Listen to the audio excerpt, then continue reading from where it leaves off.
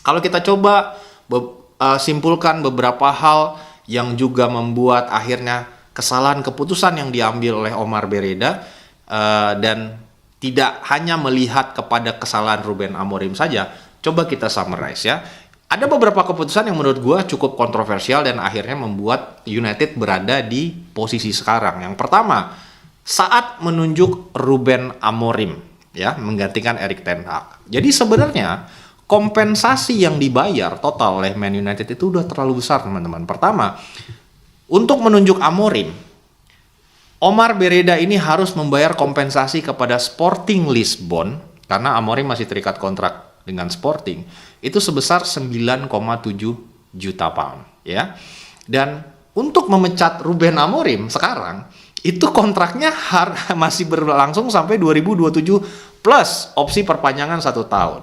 Jadi masih ada lebih dari 2 musim sebenarnya, dan itu tidak ada klausa diskon. Jadi kalau lo dipecat ya lo harus bayar full gajinya sampai 2027, dan itu adalah additional 13 juta pound sterling, teman-teman ya.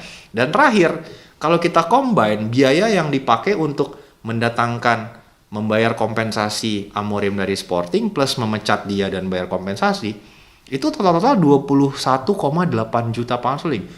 Ini angka yang sangat-sangat besar. Berarti kan ini keputusan yang salah yang diambil secara sadar dan akhirnya berimbas terhadap Man United sendiri.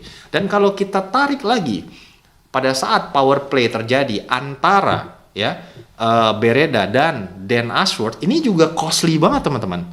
Dimana dia harus memecat Erik ten Hag, kompensasinya 10,4 juta pound sterling. Kemudian juga mengkompensasi Dan Ashworth. Jadi Dan Ashworth ini diambil dari Newcastle United. Itu United juga harus bayar kompensasi ke Newcastle 5 juta untuk mutus kontraknya.